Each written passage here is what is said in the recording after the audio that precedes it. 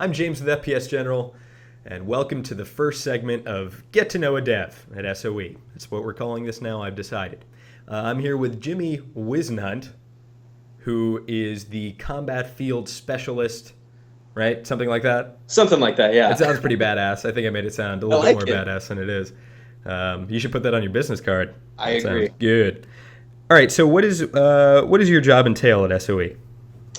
Mostly just working on anything related to weapons, all the infantry stuff. I get a lot of questions from the fans and the community about the vehicle stuff. We have someone who does that, and we work together on the balance of the game as far as how the combat works out. But mostly the weapon balance, how things feel is kind of my specialty, making sure players can understand the weapons, and yeah, all the things, man, all the balance things and stuff with the guns and stuff.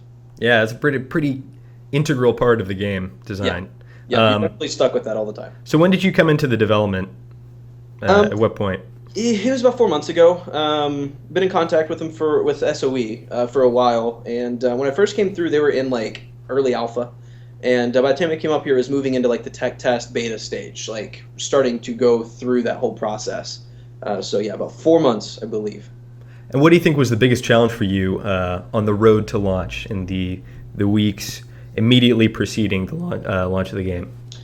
Making sure that everything was there, something that's kind of hard to understand being on the outside is seeing, thinking like, hey, there's a whole bunch of numbers. This nut has this number. This gun has this number. They belong to opposing factions, so it's balanced, right? Well, that's not always the case. It's more of like, can both factions understand their weapons properly? Hmm. Because like every faction has their own unique feel, but they need to be balanced. I mean, for the most part. So to make one faction have more recoil, fire slower, but do more damage versus a fast fire rate. I mean, there's still advantages to one or the other. So that was a really crazy challenge, making sure that everything came out on an even playing field. Yeah. So when I was in beta, I noticed, like, for instance, I was using the Carve, and then there was the Carve S, and the Carve S was described as a weapon that was tremendous in close quarters combat, but really all it was a Carve with a select fire, which would really make it better for long range. And so you deal with all the numbers. You probably know the damage number for, like, I don't know, a pulsar or something off the top of your head. But players in the game don't necessarily know that. All they're exposed to is a bar along a slider that shows the weapon's damage, the weapon's fire rate, and stuff like that. Are there plans to implement a more specific system so people have a better idea of what they're getting themselves into when they're spending these certs that they've been working on for a long time? Or Yeah, I mean, we'd absolutely love to. Like, that's one of my biggest things. Like, I came from competitive gaming, so FPS, 13 years. So a game communicating to me, telling me what I'm getting myself into is the most important part of an FPS to me. I mean, I need to know the situation so I can act accordingly. And especially when I'm spending money or certs that I worked really hard for on something, I want to make sure it's worth it. So definitely there are plans to do that. I mean, right now, we've made a lot of strides in making sure that all descriptions actually match the weapons for the longest time during the Mhm. beta. Most of that was placeholder. So now that we're live, there are proper descriptions. They do let you know what the weapon's all about, and all the names are right. So hopefully that solves a lot of confusion. But moving forward, we want to keep continuing to give players more and more information on what they're getting themselves into. Right. And I would also think that maybe a little bit of that confusion stems from there are definitely different weapon models, and I think as a design choice they're kind of made to look similar in some respect. So it's of the same faction or kind of along the same vein of a weapon that might look similarly. But a lot of the weapons are using the same model. So are there do you know of any plans like in your department to maybe go back retrospectively and change some of the weapon models in the future? So we have Josh Sanchez that works here. I guess kind of what all of us do. We look at a gun. Like we explained this to SOE at one of the panels during the combat field panel that our weapons, we have components for each faction that belong to that faction. They look like an NC component. By component, I mean I'm a gun guy. I came from Oklahoma, grew up with them, so like it makes more sense to me. But if you go through and you look at like a chamber, you look at the barrel, you can Yeah, like a tell like receiver, a stock, a magazine, right, all that kind of stuff. absolutely. Like they belong to certain types of guns. So what we do is we figure, well, we know we need this type of gun, so let's put these components together. They're modeled by our artist, and then we put those together to make a gun that looks like it should function. And I mean, they're definitely, I agree, a lot of stuff looks like a little too similar right now. We'll see how that goes. The ones that look similar right now are typically like the Carve and the Carve S, for example, Right. are really similar because they're pretty much the same gun, just Right. with Right. more Right. options. But no, I would like to see more variants, especially now that right now we're not even like touching the amount of guns that we want in the game. I mean, Hmm. we're talking crazy scale, like you've never seen that many guns. So we Right. definitely are going to have more variants in them. Well, that's very cool. I always like more guns. Yes. More guns is always a good solution. Okay, so other things that you deal with are things like balance between factions and between guns. And I think one of the things that I'm actually super enthused about, because in beta, I really wanted a lasher, but Right. it was kind of broken. It Uh, was. Yeah. I did enjoy the beam, though. The Ghostbusters beam Did you was try pretty cool. crossing the beams, man? That's No, like man, I didn't, because the universe would explode. Why would I do that? That's a terrible idea. But now I see it's like I've gotten killed with it a couple of times, and I'm actually, as soon as I'm done with this, I'm running over to GameStop to get, what is it, Station Cash, right. so I can get that sweet, sweet gun that you get with the Station Cash. It looks so freaking cool, man. Yeah, the Nanite Systems one.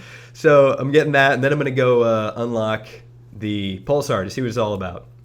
So what is it? Can you actually? This is just a personal question because I want to know. But what is when you changed the Pulsar specifically? What does it do now? What is its MO? Actually, the pulsar specifically. Now, this might sound like a clep out answer, but fact is, a lot of these weapons in my head are numbers. Oh, I'm Like, sorry, the Lasher. Excuse me. oh, okay, Lasher. Lasher What did makes I more say? sense because Pulsar. that's when this stands out. Yeah, right. Just to elaborate for the rest of this interview, a lot of these guns in my head are like a 7624 is a certain gun like in our code. So Right. I apologize if I mix some of them up, but Oh, the no, Lasher, no worries. that's easy. Yeah, The right. Lasher, so what it's doing now is it is more like the original Lasher. Now in Planetside 1, it lashed out in proximity. Like if you shot one of these orbs, it would hurt people that passed them. What we did instead, because that was a little crazy sometimes, Yeah. Shooting they shoot doors. orbs now. So when it collides with physics, like the ground or a person, it actually explodes and has a small AOE effect. Okay. It's super effective now. It has a longer time to kill than the other guns, which perfectly willing to admit that. People seem to think like, oh, we're hiding that. No, but what it's great for, it's situational. If someone's hiding behind that rock or behind a doorway right around a corner, and you fire that thing at their feet, I mean, it will hit them and it will do significant damage. It's really useful in situations where no other gun can really do any good. Also at night, it has this crazy particle effect. It's quite possibly the scariest thing to ever have happen to you. You're standing, and all of a sudden there's these light sources just flying at you. It's disorienting, and you just got to run. You can't even see through them. So I think it's a pretty cool gun. I'm pretty happy where it's at. Yeah, that's cool. I mean, it's harkening back to the. I think that's what everybody wanted was kind of that splash damage, shoot around corners ish weapon. But it's good that it doesn't do more damage than say a pulsar or whatever, just because that wouldn't make a tremendous amount of sense. But okay, so when you are developing these heavy weapons that are kind of standout and they're a throwback, like the jackhammer or the MCG or something like that, you obviously can't make them the powerhouses that they were in the first game just because it's not a progression system where you're getting an upgrade. It's all side grades. So how do you walk the fine line between like the MCG being viable enough, or the jackhammer, that's probably a better example. It's a very, very close range gun, and I think it can kill in 2 shots, something like that. Yeah. But having used it at launch, it's really tough to get into those extreme close combat situations. So it's a very, very specialized weapon. So what are your plans in the future, and how did you go about, let me rephrase that, how did you go about like adjusting numbers and designing those weapons so that they were side grades, but they were still, giving people that, scratching that itch that they want when they use an MCG or jackhammer? I just want to really quickly. I want to take credit for everything. Obviously, we have. I've once again only been here like 4 months. The plans for most of these guns, especially the iconic guns like the jackhammer, the MCG, and the lasher, were laid out before I got here. Now from there was tuning being done. That's where I kind of come in and look at what players are saying and actually using the weapons. And because it's really hard to expect what a player is going to be able to do. I mean, like in an MMORPG like EverQuest, you look at it and I'm not saying it's any easier to balance, but there's a different situation. I know I set these boundaries. These are the boundaries. It has this percent of miss chance or hit chance Right. based on what gear they have, and this is the Right. cap. So coming from competitive FPS for so long, I know that people do ridiculous things that we will never intend. I mean, someone's going to eventually learn how everything works with this gun, and that's scary. You get an MCG and someone figures out how to use it at like 100 meters. That's crazy. Um, but anyway, back to answer the question there. To make those things more, I guess, viable and like really have their own um, like niche, I guess, without making them any better is really hard. Like the jackhammer, for example, is basically a super shotgun. That's one of the hardest ones because it's really just a shotgun. Um, so it's like a max killer. That thing will demolish a max if you come up behind them. And there's not many things in the game other than rocket, but half the time I find myself out of rockets because there's so many tanks. Jackhammer's a viable option to take down those maxes. A situation to use it in is if you're really going for anti-air, anti-ground, and you want that weapon to take out maxes or close-range enemies. It's not necessarily always for the basic infantry killer type playstyle. However, I do like we have made a couple tweaks with it. It was a little too short range. We lowered the spread on pellets, and I think took one. I can't remember how many pellets out. Relatively same damage. It has a little more range than it did before, and it will continue to get tweaked. And of course, that stuff is going to be changed in the future Sure. as well. So Yeah, we'll continue to change as we need. This is and it's hard for me to even understand. This is an FPS, but it's an MMO, so it's right, it's with, continually updated. and there are other shotguns in the game too. Sure. And in fact, I Absolutely. was looking at the jackhammer, like this stat bar, fire rate, damage, reload, all that stuff. And then I clicked one of the other shotguns. I don't know which one it was, and like literally all of the fields jumped up. So it was like, well, that seems like an upgrade, but was like the weapon in Planetside 1. So I think it's probably kind of finding your footing too, and just tweaking those numbers around and seeing what works and what doesn't. But Sure. all right, let's talk about crazy weapons because there's only so many times you can iterate on a shotgun. Right. So I mean, you don't have to disclose anything here, but tell us about a crazy weapon maybe that may or may not be coming to the game at an undisclosed time, maybe. Man, that's a lot of maybes. Yeah. So obviously, PlanetSide 1 fans, and we have a couple guys. Well, we have a lot of guys here that were huge PlanetSide 1 players, and the one I keep, and I just want to disclose, I wasn't a huge PlanetSide 1 player. I played the game, but at the time I was competitive in other games and didn't have a lot of time for it. But of course, another iconic one are like the rocket pistols and things like that. That are really good for suppression.